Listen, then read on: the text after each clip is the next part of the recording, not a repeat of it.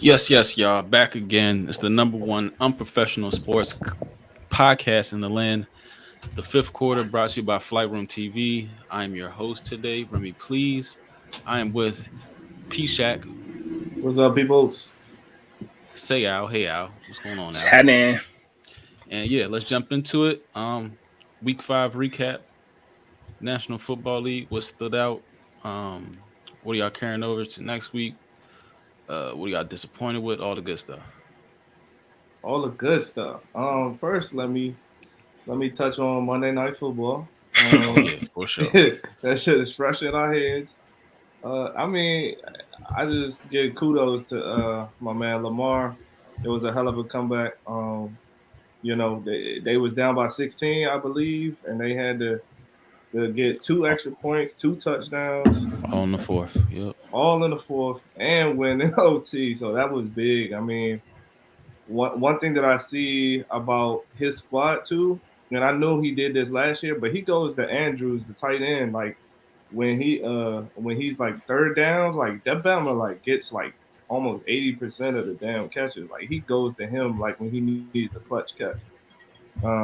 So I think that elevated Andrews to like maybe like third or fourth now in tight end yards. So that's just another something to watch out for teams that face them. I mean, if you know what I mean. You know he going to somebody like legit on third down, and you can't stop it. That's that's hard. Like, yeah, Bro, this stat right here is crazy. 86%. On 4,017 instances in NFL history of a quarterback attempting at least 40 passes, that's a lot.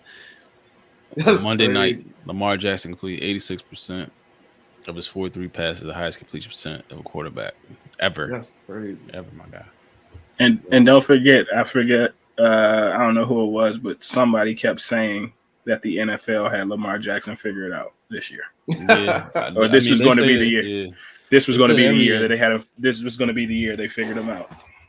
The funny thing is, it's like the first half, it actually looked like they kind of figured it out. But I knew he was going to come out just going crazy in the second half. But yeah, man. Yeah. What's going on, Joe? But yeah. Who else stood out? God damn, that the Packers Bengals jump. That should have my blood boiling. Because that was my early parlay, my 1 o'clock parlay. And Mason Crosby missed, I think, two field goals and an extra And point. an extra point. Yeah. And then the Bengals had got the ball, was marched down the field. They missed the field goal, so he got a chance of redemption, and he hit the field goal again. Same thing almost happened in the Colts jump. Like they missed the field goal, Blankenship at the end of the game. So yeah, it was. I mean, that was something we were kind of like paying attention to in the group chat on Sunday. It was a lot of missed field goals, extra points, all that shit in the above. Yeah, that was crazy. Yeah. Who else? Damn, the Bears. The Bears coming with Justin Fields. That defense is starting to click how it used to. People thought, with the Denver coach being gone, coaching that defense, they would kind of, have a slow start, but they got it going. Trey Lance got his first start. Pretty uneventful, but hey, he's, unexperienced quarterback. Didn't play his final year at North Dakota State. Yeah. So what do you expect? And then the Bills put a stamp on, their legitimacy. Because everybody had questions. They played, weak schedule thus far, and they got the Chiefs, away. And they handle business. And then Josh Allen, that people are saying like, did he deserve the money and all that stuff? And he show improved. So now y'all got to give Lamar just a wee bit more. Yep. Right. So Yep. Right. Bump Yep. that up. Yeah. And Cowboys took care of business. They handled the Giants like they should have. Especially with what's the name going Yeah. out early in the game. Yeah, Saquon. Yeah. He can't catch a break now. It's Nah. sad. Yeah. It's sad, like You losing see? talented players. But Did you yeah, see that how jump. fat his ankle was? Bro, Yeah, that should that look jump. disgusting. God damn. Yeah. It was terrible, and it happened so quick. Like I think he probably came out, and that jump was already the size of a Mhm. golf ball or a tennis ball on his ankle. They did I say he think was the one, walking around afterwards though. I yeah, don't know Yeah. how. He Oh, they was. got ways. NFL got ways that they drain that, and you be. I'm like, I'm baffled, bro, because I had an injury like that, and I couldn't play for at least 3 weeks. Mm. But they got ways of draining it, and then putting some shots in you, and you be good to go. yeah. I don't know. That seems like it'll damage more the rest of your body if you put them out there, though. For sure. Yeah, I think my biggest takeaway is I don't know who's going to have the worst record in the NFL this year. Because you said Houston last week, right? Houston, I don't. It's either Houston, Jacksonville, or the Lions. The I Lions. don't know. Like I think they are literally all fighting for the worst record in the league, and I think they all have a fighting chance to crown. I mean, to take home the crown of the worst team in the league. And then I think that also that Chargers Browns game was Oh yeah, that was the best Crazy. one. Yeah. was thrilling. I Crazy. couldn't watch it, but I was watching like the updates and the game cast on the phone, going back and forth, and that shit Mhm. was wow. Yeah, Oh, and then also the Lions coach. oh yeah, Yeah, he Dan showed. Campbell. Yeah, Dan crying. Campbell showed some emotion. I mean, they've been in some tough games, bro. Like I said, like maybe they're not as bad as we think they are. They play. There's not a lot of talent, top to bottom on that team, but the motherfuckers play hard. They're gonna bite your kneecaps and all that shit that he said. Exactly, So, exactly. But that's why I said I think they might be the worst team, just because I don't see the talent. Like Right. it ain't no talent that could come in and make them better. You know what I mean? Right. Like I know they got Swift and they got quote unquote Goff, but other than that, like who are their playmakers? Who can you count on? Who can you call to make a play on offense or defense? Like you know what I mean? Like they somehow or another, like you said, they're fighting and they're staying in every game, but you got to have a playmaker or somebody make a play to get you over that hump, man. Yeah. I think that's like their MO, Al. Like you said, like even with Stafford last year, it seemed like they was in a lot of games, but they just never, they never pulled it out. It's just, I almost kind of, I kind of relate them to how bad our shit is, like sometimes, because it's like they're there, and then they just can't pull it out. Like I think that's y'all have talent though. No, that's true, but I think that emotionally that's even worse. That's why the coach was crying, because it's like, all right, you get beat by 25, all right, you ain't had no chance. But them motherfuckers be like in the game. Hey, whole time I ain't even gonna lie to you. The coach might be crying because the coach knows that if he don't cry and if he don't show emotion, then he might not be. I mean, he even though this is year one, he still might be out of there just because he done said some questionable ass things. Like I think I read. I don't know if it was a joke or not. Like not even being funny. I'm gonna leave it alone. But I read something where it was like, somebody asked him if he wanted coffee, and he was like, "Nah, I need something stronger than that." What? I gotta find it, but I was like, "Dog, there's no way." Well, yeah. We talk about football. Let's go. Who do y'all think is the best division in football? Because I mean, Russell Westbrook got hurt this week. Wilson. Yeah, Wilson got hurt this week, and Garoppolo, may miss a few more weeks, and we thought that was the best division in football. So, like, who do y'all think the best division in football is? I think it gotta be AFC West, man. I'm just looking at that division, and you got KC at the bottom. Like, if you got Kansas City at the bottom of the division, shit, the Chargers, Las Vegas, Denver. Yeah, I would put them at the top. I was gonna say NFC West, but I can't see like San Fran and Seattle being at the top now because of the injuries. Yeah, I would say. Yeah, I will also put the AFC North. Depending like how the Steelers bounce back. They had some bad losses earlier in the year, but I mean they lost to the Bills. It looks like a legit team. Mm, Um, they beat Denver. I don't know, for what worth that is, but Cleveland's been in some tough games. yeah. Cincinnati looks like they could put a few wins together. They beat the Steelers, and then Baltimore. They sit in the top of the division, so you're gonna expect big things out of them. Even though they're pretty much a injured team right now too. Um, Yeah. NFC, I don't know. NFC kind of looks slump, top to bottom. There's like a few, teams at the top. You got the Green Bay, the Bucks, the Cardinals, and then Dallas, and then after that, who else? Like who's really, keeping up there? The Rams, Yeah, maybe, yeah. But after that, who else? yeah.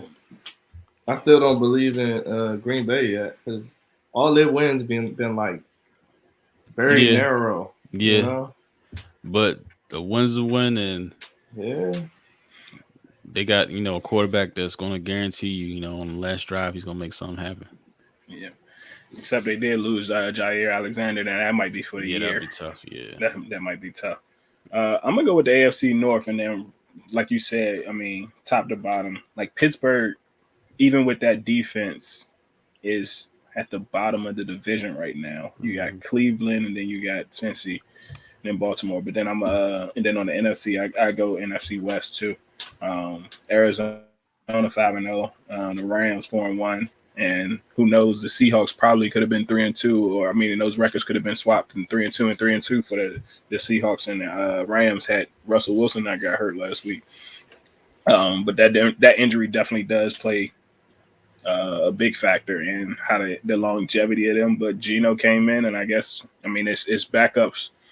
It's not preparing for a backup, and Gino came in and looked like he was halfway all right after 6 years or however many years of not having a starting job. So we'll see how that go. But I do like the NFC West, tough division. I mean, San Francisco got somehow or another. They always have some injuries um, that derail their season. But yeah,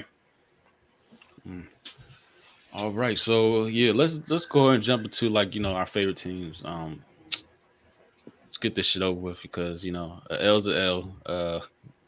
Here's a preview. Here's your preview. We're gonna fucking lose. It's gonna Oh probably be a God. lot. Oh, Kansas City come there. I think they're like 7-1 all time against us. We're not very good against the spread, so I wouldn't even bet that. They coming in off a L. They're gonna be yeah. pissed off. at their home. Yeah, pissed off. We have 31st worst defense. They like their offense. You already know what's going on. It's gonna be a shit show. We may put up whatever the over is. Let me see what the over is. I think it's 55.5. Damn. 55. Yeah, I mean they'll probably beat us like 40 something to 20 something. So we'll probably cover. Yeah, their defense is crap too. Yeah, they worse. They the worst Yeah. defense. But yeah, their offense kind of like an equalizer. So The great equalizer. yeah. But yeah, I don't know. People were kind of like getting on Ron this weekend because like some of his comments, saying like he wished we didn't go 7-9 and win the division because it set like some fluke expectations. Mm. Yeah, I don't get like the reasoning or the logic behind that shit. Or Right. even if you were thinking that shit, don't say stupid shit like that here because people around here they're gonna take it and eat it up. Yeah. I don't like that comment. That's a weird comment because it It's wasn't like y'all weird just shit. like flukely made it to 7-9. Like y'all, I mean, don't get me wrong. Like we know offense wasn't maybe the greatest, but the defense was certified legit last year, Yeah, it was. and that's what carried y'all. And people were expecting and hoping for the same to do Yep. this year. Sorry. Yeah, but 7-9 is 7-9. So like, even though we won a division, like we will want to be better than 7-9 this year. You know what I'm saying? Like Yeah. if we'd have missed the playoffs last year and still was 7-9, and then we're on track for 3 and fucking 14 this year. Like bruh, like what are you talking about? But yeah. And then we're not getting, key plays out of our key players. I mean, Chase showed up last week. Terry's gonna always ball, but how many quarterbacks are gonna, get it to him? And they pretty much took him out the game, Yeah, bracketed him and then forced other players to make plays. So Logan out, yeah. Tyron. And then Antonio Gibson, nobody's talking about this shit. He's playing with a stress fracture in his shin. Been playing with it. So I don't know. I feel like this season can it's like we're like falling in the quicksand, but it can get real bad like real soon. Because like we got Chiefs, Green Bay. I mean, I think we get like Seattle in like a few weeks on Monday night, but Russell Wilson might be back for that. So like the quarterbacks we play in this stretch is tough. We play the Bucks. You know what I'm saying? And then we finish the season with all division All opponents. division Yeah. games. Yep. Yeah, So that's it ain't gonna be easy, bro. What's our preview for this weekend, though? Oh, it's a L. Don't play the spread. Play the over if you want to. Don't go to the game. We have the worst attendance in the league. Don't expect Jamin Davis to be on because like these are his snaps each week: 45, 27, 41, 33, 13. You could say it's all situational, but I don't know. That's crazy. That And he they talk played about they're not left. going to change like the scheme or whatever, or change personnel or nothing like that. You know what I mean? You know what? Like to keep it all the way funky, these I think like certain situations, like front offices give too much power to some of these seasoned coaches. They come in there with their chest all out, the previous resume and stuff like that. But like it don't like you give too much power, then they top to bottom they kind of like lose vision of like what's really going on. Like Yeah. give somebody a specific job, let them do that job. You know what I'm saying? Don't give him free reign over everything, over personnel, over free agency, over game plan, over don't do that. Like we did that shit with Mike Shanahan. It don't work. Stop giving these people too much power. Like but don't micromanage either. Right. You got anything, Shaq? Help me out, Man. Yeah, I would say bet on the over because I can see Heineken keep putting up at least 21. Um, I'm actually going to the game, so I don't. I ain't. I'm gonna need a couple drinks. Yeah, you had the pregame hard. I'll need a couple drinks, but yeah, I mean, I don't got shit else, man. They probably gonna have that. Like, it's probably gonna be over second quarter. And it's not like one of them jumps where like, we could possibly win. This is an L, bro. I said last week before the game, like we weren't going to beat the Saints. Not I thought it was going to play out differently. I thought Taysom Hill was going to just like ground and pound us, into submission, but he got knocked out early in the game. That bullshit Hail Mary at the end of the first that nobody jumped for. Which was disgusting. Was disgusting. What the? But yeah, it was a shit show. But yeah, let me get off it. Go ahead. Say Al, just how do y'all win this game? Hey, Cowboys win this game the same way we've been winning every game, man. Take what the defense give you. Win the turnover margin. For me, it looked like, I mean, of course, I haven't watched all Patriots games, but it seemed like Mac Jones is literally looking not only for a couple of like maybe his first or second read, but it's also going to be short, quick passes. And so routes. Like literally keep them in third and manageable, third and long, and then literally get them off the field and get your offense back on the field. Like don't try to make the game more complicated than it need to be.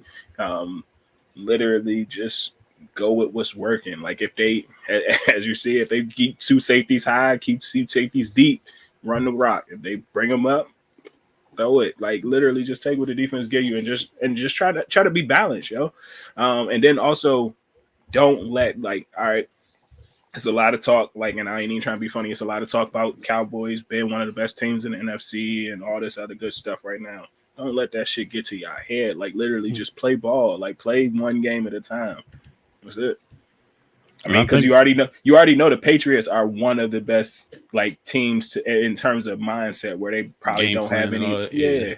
letdowns and shit like that. So literally, you have to go in there with the mindset of this is another game that we got to get a W in and literally just focus. So I think I seen something that said that y'all like undefeated against the spread this year too. yeah, okay, I think y'all covered all the spreads, but sounds right. yeah. So speaking of that, you know what time it is. My favorite time to talk about in the fifth quarter. After the gloom and doom of Washington football talk, it is Stone Cold Locks of the Week. Stone Cold Locks of the Week. Yeah, we went 5-3-1 last week with a push. Yeah, like I said, bet even units. You always gonna come out on top. But yeah, who you got, Shaq? Because you went 2-0 last week. Who you got? Yes, sir. I got damn. Who do I got? Put the sheet up again. Got you. Stone Cold Locks of the Week. Yes, sir. You had the over on I somebody. had the over on Arizona and Cleveland. That's gonna be a shoot motherfucking out. And I got what was the second one, man? It was another one. The team that we was talking about. Uh, we was talking about Kansas City and Dallas. Washington. Oh, Dallas. Oh yeah. 3.5. Minus 3.5 from Dallas. Yeah, they're gonna do that. And I'm gonna pick up Pittsburgh over Seattle. Geno Smith coming to Pittsburgh. East Coast game was this 1:00, I think, and maybe 4:00. Either way, I think it's a night game. I think it's a Sunday night game. Yeah, it's a Sunday night game. Damn, a lot of lights on, bro. Sorry, Gino. Uh-huh. -5. Pittsburgh gonna cover that. Probably easily too. But who you got, Al? Hey, did you hear Pittsburgh is having an attendance problem as well? Sorry, random. I wonder if that got anything to do with like red state, blue states. It probably does, but go ahead. Another time. For me, I'm going. I'm damn sure going to Rams. I don't know who's going to be healthy for the Giants, but I think the Rams definitely after 10 days, however many days after playing the Thursday night game last week, they're going to bounce and make sure to put on a full show again in New York City. It's easy money. And then the other one, I'm gonna go with Minnesota. Yeah, I just am not so on Carolina right now, and I think Minnesota has the tools. I don't know if Shaq Thompson is going to play for Carolina, and I think Dalvin Cook didn't play much last week. No, Dalvin Cook sat out last week, so he should be fresh and ready to go. So hopefully, Matheson is a good backup though. He is. I was talking about for my fantasy purposes. Sorry, for Dalvin Cook. And he's coming back on the East Coast, so yeah. Yeah, those are Stone Cold Locks of the Week. Each and every Wednesday, show you how to get the bag. Make sure you are betting even units. And one day we'll have a seminar and actually learning and talking about what the hell even units is. I tried to explain it last time, bro. I know. All right, so say even units, nope, right? We're going to do it next week. Do it next week. Real quick. Say all three of us are making one bet, right? And all three of us are making $100 bet. I'm betting... Who I bet? Pittsburgh. You betting the Rams. Shaq is betting Dallas, right? So somebody takes all our picks, and he makes even $100 bets. So if we go 2-3, that's a win. If you go 1-3, that's an L. See what I'm saying? So he's saying this it's basically so you don't lose that much when you bet in multiple bets. Right. You know what I'm saying? Straight bets. Yes. Straight bets. He's like, yes. Gotcha. Straight bets. Gotcha. Even units. All right. Well, we go into the NBA real quick. Where you can do a lot more betting because there's more games on a daily basis, and you can do more scoring. In the NBA, who do you guys think is the best scorer, not player, but best scorer in the NBA? Like straight up score, get buckets. Sir Kevin Durant. Yeah, KD, man. I can't go with nobody else. 7 foot, can dribble like, I don't know, a point guard. can pull up on you like Ray Allen. You got the clutch gene like Paul Pierce. And a little back down game to his game. Can drive Yeah. quick, not fast but quick. And it's got that tenacity, that kill switch. So y'all see it. Yeah. I was actually going to say KD, and then I actually kind of want to go Harden. I knew he was gonna say Harden. I want to go Harden. The only reason I don't want to go Harden is because of the rule changes. Like Harden was able to draw so many fouls last year and the previous years, but I just don't know how the rule changes is going to impact him because like he was drawing those fouls based off of like it's not going to affect like when he's going to the rim though, and he kind of like draws you in, little cradle thing. But yeah, I know what you mean. Yeah, it's all right. Because I mean, when you add in the free throws and all that good stuff too. I mean, but yeah. KD, I don't know how you go wrong with KD. It's just, and it's also that lefty love. Like, I don't know why lefties look a little bit sweeter as they're scoring. Yeah. I will also say Devin Booker too, just because like if it seems like he just understands like how to get an easy bucket now. Like it's not like a lot of effort. You know who else I'm gonna throw in there from Dallas? Luka. Yeah, I gotta put Luka in there. Yeah, he might round off the top 3. I think also eventually he's gonna get the Jason Tatum. He also like is understanding like angles and sweet spots, how to get there, maximizing your dribbles and all that stuff. Like all these pupils of Kobe for real. Like I don't like that Jason Tatum one. He pissed me off. He pissed me off in the Olympics, yo. Why? Because he was just jacking in the Olympics, and I mean, I guess I finally seen it in real life. But he was just jacking in the Olympics, and it was just like, hey, guy, you got 5 other All-Stars on the team. You don't got to shoot like you in Boston right now. Yeah. Jaylen Brown's not on your team, and Jaylen Brown's not hurt. So. Pass the rock. Yeah. Well, he's a scorer. He's a certified scorer. He's a scorer. But I'm just saying, like, eventually, I think he's going to get to like that elite status. Yeah. And he does it effortlessly as well. Right. It's not too much energy used. You can probably say that about Dame too.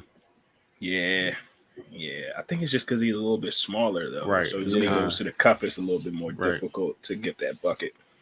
People could say Steph. I mean, Steph is arguably the best shooter, but scorer, you know what I'm saying? The inside, outside, that's he don't put it all together like that. Right. Talking about shooters, scores, all that. Shout out to J.R. Smith, man. J.R. Smith made his first appearance. He's a freshman at North Carolina A&T, right? Yep. Aggies, right? Yep. Made his college debut, and he qualified barely by a few strokes. Yeah. But yeah, shout out to him, man. This is like not many people can like just leave one profession at the highest level and then make an attempt, at the next level. And they also said he pulled up in a Bentley, as a freshman. You can't take the nigga out the nigga. Right. But shout out to J.R. Smith.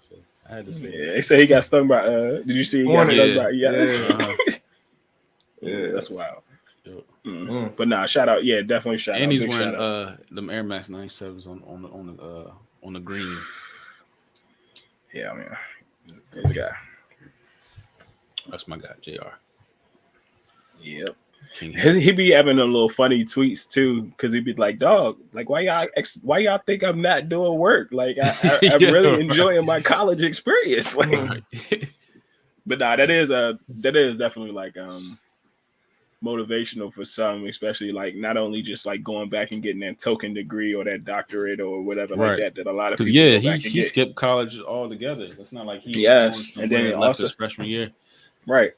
And then also he got he got kids and everything like that, so it's something to role model and emulate for them to look up to. Not only just them, but also other people as well. Especially because everybody knows JR is Henny JR and everything like that. So it's a big major shout out to major kudos to him for going back and doing that.